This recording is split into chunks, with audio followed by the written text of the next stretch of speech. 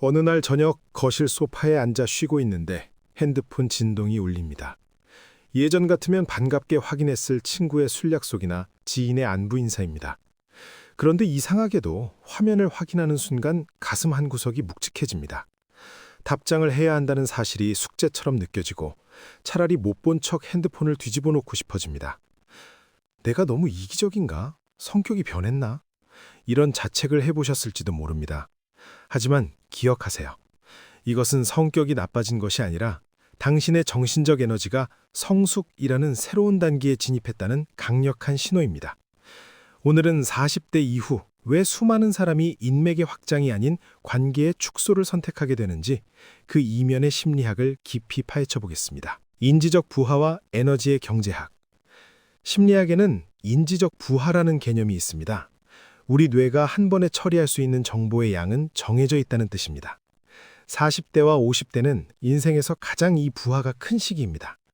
직장에서는 중간 관리자로서 위아래를 살펴야 하고, 가정에서는 사춘기 자녀의 감정과 노쇠해가는 부모님의 건강을 동시에 돌봐야 합니다.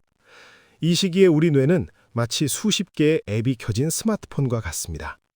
배터리는 빠르게 소모되는데 충전할 시간은 턱없이 부족하죠. 이때 우리 몸은 생존을 위해 에너지 절전 모드를 가동합니다. 여기서 가장 먼저 차단되는 에너지가 바로 사회적 가면을 유지하는 비용입니다. 별로 궁금하지 않은 타인의 일상에 고개를 끄덕이고 예의상 웃어주는 행위는 엄청난 에너지를 소모합니다. 당신의 뇌는 지금 경고를 보내고 있는 것입니다. 이제 남을 위해 쓸 에너지는 없으니 너 자신에게 집중해. 가짜 관계에 대한 면역력 형성. 젊은 시절의 인맥은 마치 보험과 같았습니다. 언제 어디서 누가 나에게 도움이 될지 모르니 일단 넓게 펼쳐놓는 것이 미덕이었죠. 하지만 수많은 만남과 이별을 겪으며 우리는 중요한 사실을 깨닫습니다. 내가 가장 힘들 때 곁에 있어준 사람은 수백 명의 카톡 친구가 아니라 손에 꼽을 만한 소수의 사람이거나 때로는 오직 나 자신뿐이었다는 사실을요. 심리학자 에릭슨은 중년을 생산성 대 침체성의 시기라고 말했습니다. 이 시기에 우리는 더 이상 얕은 관계에서 오는 자극에 흔들리지 않습니다. 대신 본질적인 것과 진실한 것에 집중하기 시작합니다. 40대 이후의 고독은 선택된 고립입니다. 그것은 외로워서 혼자 있는 것이 아니라 가짜 관계가 주는 허무함보다 홀로 있음의 충만함이 더 크다는 것을 알아버린 지혜로운 선택입니다. 고독은 결핍이 아니라 가장 익숙한 집입니다. 우리가 관계를 피곤해하는 세 번째 이유는 유년 시절의 기억 속에 있습니다. 지금의 중년층은 인류 역사상 가장 이른 시기에 독립을 경험한 열쇠 아동 세대이기도 합니다. 부모님이 일터로 나간 사이 스스로 문을 열고 들어와 혼자만의 시간을 채우는 법을 독학해야 했던 기억이 있죠. 심리학적으로 볼 때 어린 시절의 이 경험은 우리 뇌의 가장 깊은 곳에 침묵의 평온함을 안전한 기지로 각인시켰습니다. 나이가 들어 무거운 사회적 역할을 수행하다 보면 우리 잠재의식은 다시 그 안전한 기지를 갈구하게 됩니다. 이제 압니다.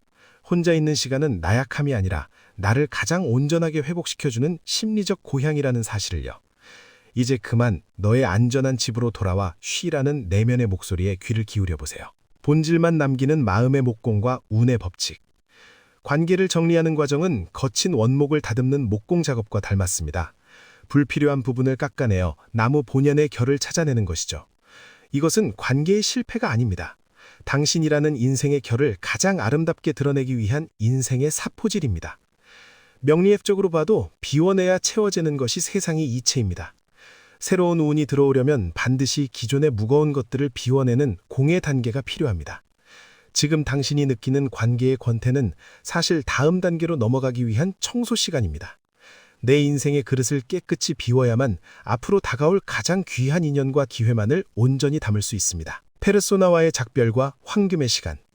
심리학자 칼 융은 우리가 쓰는 사회적 가면을 페르소나라고 불렀습니다.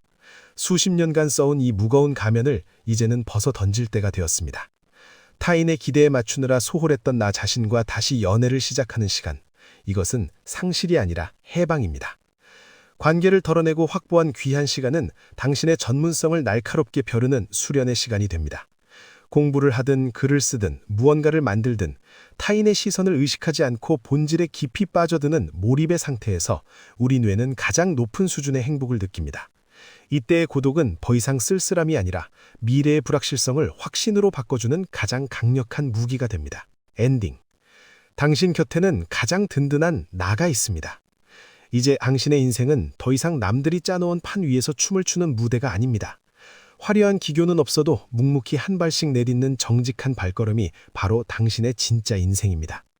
넉넉한 흑산처럼 많은 것을 품으면서도 스스로 단단하게 자리를 지키는 법을 배우는 시기입니다. 퇴직이나 정년은 끝이 아닙니다.